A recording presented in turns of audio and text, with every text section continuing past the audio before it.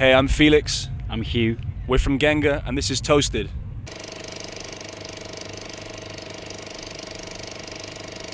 Hey guys, welcome to Best Kept Secret Festival. Hey, Very much. thanks for having us. You just did the session, how did it go? Amazing, yeah, it was really, really good fun. Yeah, I think it was alright, yeah. So I was checking out, because there's a couple of sessions of you guys online now. Very interesting to see what the music is like, stripped down to the core basically. And one big test also for the songwriting, because the songs still stand, which is pretty amazing. We didn't really like doing them at first, to be fair. And I think maybe one of the first ones we did was in Holland last year. Yeah, Into the Great Wide Yeah, Open. which was, but it was done so well, and like the guys, who were involved recording it, filming it, made it sound really nice, and So it was encouraging for us. so yeah, after we saw that one came back, we thought, oh, no, I don't mind doing them if they're all like that, then happy days. You guys also played side by side, right? Yeah, But not all of you, one guy had to stay behind. yeah. Hugh couldn't get his visa, so we had to. How come? It's just delayed. It didn't come through in time. So it was a shame. We didn't actually find out that he wasn't going to be able to come until I think maybe just a couple of days before we left. So we had to get a bass player. We found one guy there, taught him the songs in the morning, and had to go out and play the shows after that. Yeah, I mean, we don't want to have to do that again. So it won't happen. We'll go back next year. Yeah, we'll With be me. back next year. Full band next year. Bigger. Yeah, exactly. More Bigger famous. stages, hopefully.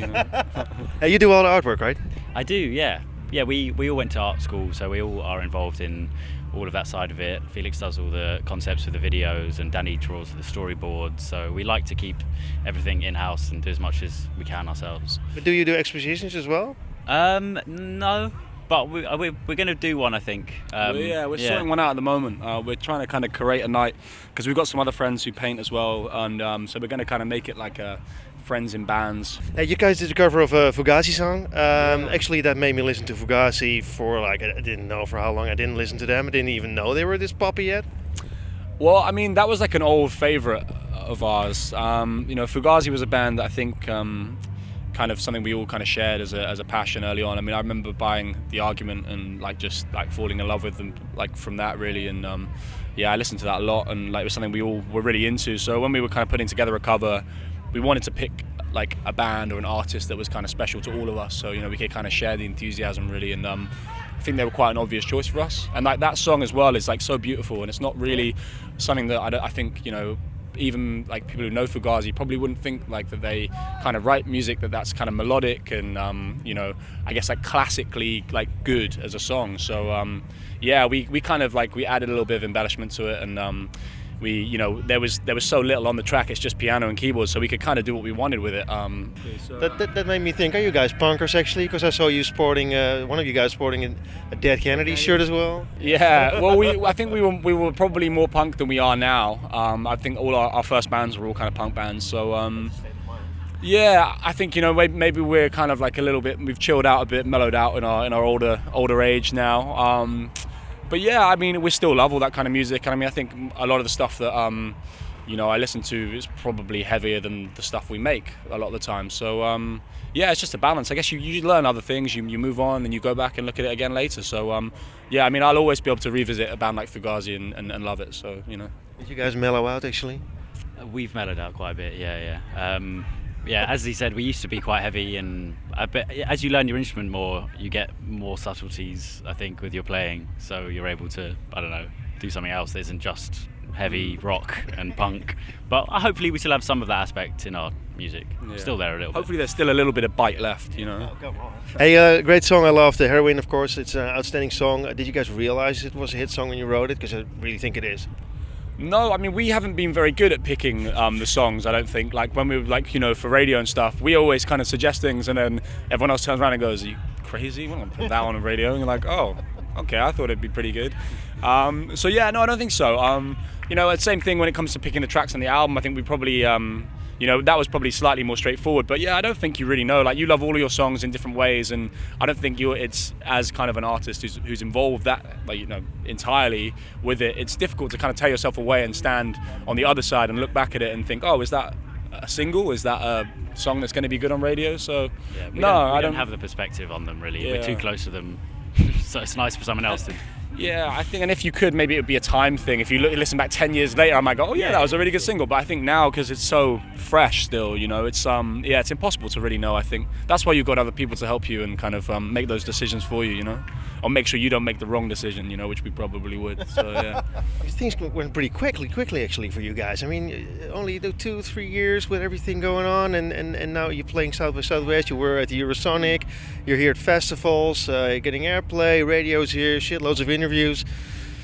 Well, I mean, I think it probably seems quick for, you know, from people on the outside. But I mean, you know, like we started playing in bands when we were like 12, 13. So it's been a long time in the making, you know. We're 25 now. So, I mean, that's like, what's it, 12 years or something now. So, so to think, like, we kind of find it amusing when people are like, oh man, it's happened so quick for you. We're like, well, I don't know. Like, I think instead we've gone in a very roundabout way of doing things, you know, to get where we are now. But you know, it was just right this time, and that makes my question even more interesting. Because I mean, if you guys are working for around your music for like 12 to 13 years, then shit, man, it must be really a passion. And how do you keep on, man? Because most people, when they get like 20, they become they want to have a job, they want to have proper money, they want to live somewhere, they want to have a car. And you guys gave all that up for art. You kind of get to your early mid-20s now, and you kind of decided like, well, you either do this properly now or you got to think of something else, because you know, you can't live on like, you know, dreams. You got to fucking make something happen. So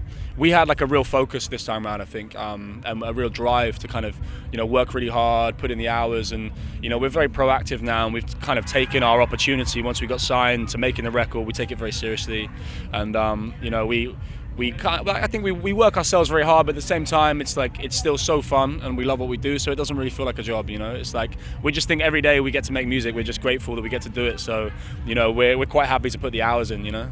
First, when I came here to this festival, I thought, well, all new music. You know, new music, normally the music industry works like this. They follow a hype and everything sounds the same. On this festival it wasn't, and basically the second thing I discovered is there's actually a lot of good music coming out of the UK right now. A couple of outstanding bands are yourselves, Wolf Alice and All J, of course. Yeah. Is that like a scene actually? Because you guys tour each other all the time, you see each other all the time as well, right? Yeah, I mean, we did. We've toured with those guys a couple of times now, and yeah, I think there is a better quality of guitar bands coming out of the UK now, I think, maybe than there was, you know, a few years back.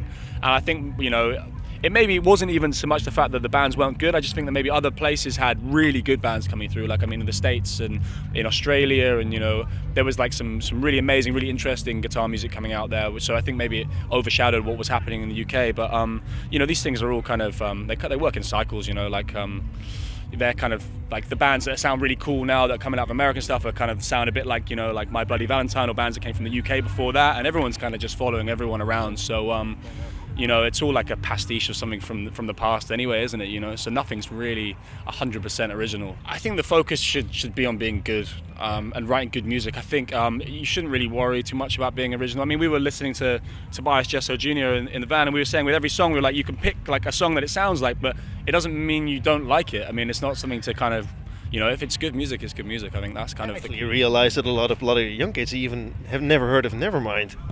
Really? Hey guys, one more thing. First, you guys were named EPS or something, and URS, and then we were called Rez, yeah. Rez, yeah. And then you just decided to drop the name because some idiot of the States wanted to sue you, and you decided wisely to pick a name from the Pokemon Empire. Yeah, I don't think we were taking ourselves too seriously when we made that decision. I think you know, it came out of a place of frustration as well. You know, when we felt like we were kind of set in our way, and we had a name, and we were kind of getting our first shows. You know, we felt like we were kind of finally getting somewhere, and then you kind of get a kick in the teeth, and someone's like, you know, you got to change your name. And we kind of gave ourselves like 2 days to pick a new name, and I think at the end we were just like, oh, whatever, man. It was like it was kind of stupid, I guess, but it works. I think, you know, it's we've grown to love it. Yeah, our ambition now is to become bigger than Pokemon, so you know, we've set our standards pretty high, I guess. If you want to buy the album, there's vinyl out, and this is really unique. If I buy the vinyl, I get a CD for free. Yes. 4-track CD, is that still on? That's right, yeah, it's our original demo CD that comes free with the vinyl. Awesome. So we kind of thought it'd be a nice idea to kind of, you know, like the first album we've done, and we thought it'd be quite like, you know, poignant. We used to make the CDs ourselves, and we sold them all on tour, so we've like replicated the original ones we made by hand, but they're printed this time. So, you know, like you can kind of just imagine that we were in the back of our van stamping them all, but they're not really this time, I have to say. But yeah, it's kind of just felt like significant with our first album to put the first CD we put out together with it. So yeah. You guys love vinyl yourself? Yeah. Yeah. It's the best way. Must be weird to have your own vinyl in your hand, right? It's very satisfying. I still, I just when I see it in the shop now, it's nice just to pick up and go, yep, that's still real. It's still there. So yeah, it's very special. Yeah.